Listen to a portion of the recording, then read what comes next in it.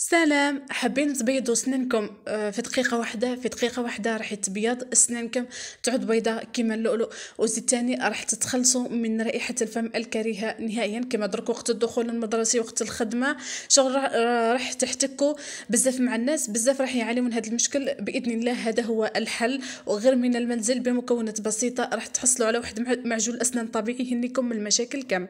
إذا عجبتكم الفكرة نتاع الفيديو اللي نهار اليوم، ما تنسوش تدعموني باشتراك في القناة باش هكذا نعطيكم الاكثر والاكثر باذن الله. كما قلت لكم، معجون اسنان صحي طبيعي بمكونات طبيعيه وبسيطه متواجده عندكم في البيت غير بالاعشاب فقط.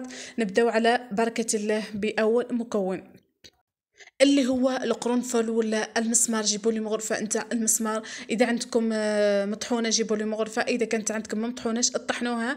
على بالكم القرنفل عنده واحد الريحه قويه قويه، هذيك الريحه راح يطهر لكم الفم، راح ينحي لكم البكتيريا، راح يهنيكم من الرائحه. جيبوا لي غير 7 حبات نتاع الهيل ديروا كميه قليله، على خاطرش الهيل الريحه نتاعو بزاف قويه، وبزاف تاني راح تشد لكم. المهم طحنوها.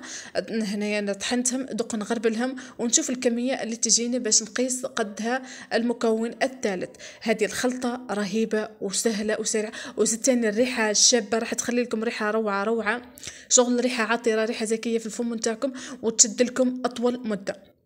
مثلا نتوما شغل تغسلوا اسنانكم في الليل لمده دقيقه، شغل نتوما تغسلوها بهالحركات الدائريه وتنعسوا كي تنوضوا بالصباح. باذن الله راح تلقاو الفم نتاعكم متعشوا فيه الريحه بزاف شابه. شوفوا هنايا بعد ما غربلناه، انا جبت هنايا مغرفه، تقدروا تقولوا نصف مغرفه، نصف ملعقه نتاع هذاك مطحون نتاع المسمار مع الهيل. 7 حبات نتاع الهيل.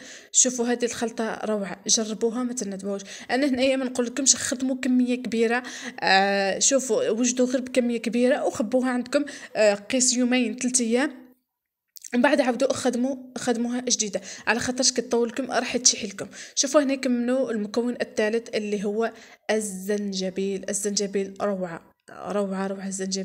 الزنجبيل من المطهرات القوية، شغل يطهر لكم الفم ويقضي لكم على هذيك البكتيريا، وثاني راح يقضي لكم على التسوس.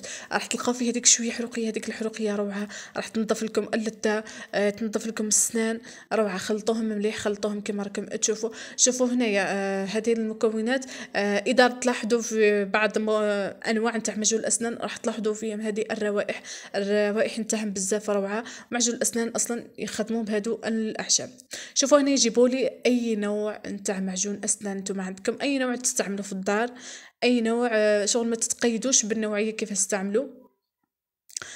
على فكرة هذا المعجون تاع المسواك فيه نفس الرائحة نتاع هذو الأعشاب اللي عطيناها، نفس الكمية مغرفة نتاع معجون الأسنان، يعني نفس الكمية. تبقاو تمشي غير بالكيل كما راكم تشوفوا.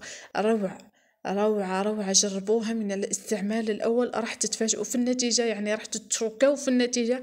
تتمنوا أنكم كنتوا تعرفوها من قبل، وهذه الوصفة بإذن الله راح تنجح لكم، وبإذن الله راح تفيدكم، وبإذن الله تنجح لكم، وتدعيوا لي بالخير بربي إن شاء الله. شوفوا أنا يجي يحطوا غير كمية قليلة نتاع الماء باش هكذا تحصلوا على كريمة. حطوا وبقاو خلطوا حتى تحصلوا على كمية، المهم كمية معتبر، شلون تحصلوا على كريم. على فكره هذا المعجون الاسنان راح يشيح لكم، كيشيح لكم ما تخافوا منه ما والو. بقاو كي تجيو تستعملوا حطوا الماء وخلطوا حطوا في فرشه الاسنان تاعكم وبرسوا اسنانكم لمده دقيقه، حركات دائريه، ومن بعد شلوا فمكم، ومن بعد راح تتفاجئوا في الرائحه وتتفاجئوا في النتيجه. بقاو خلطوا كما راكم تشوفوا هذه المكونات الشابه الرائعه مع بعض.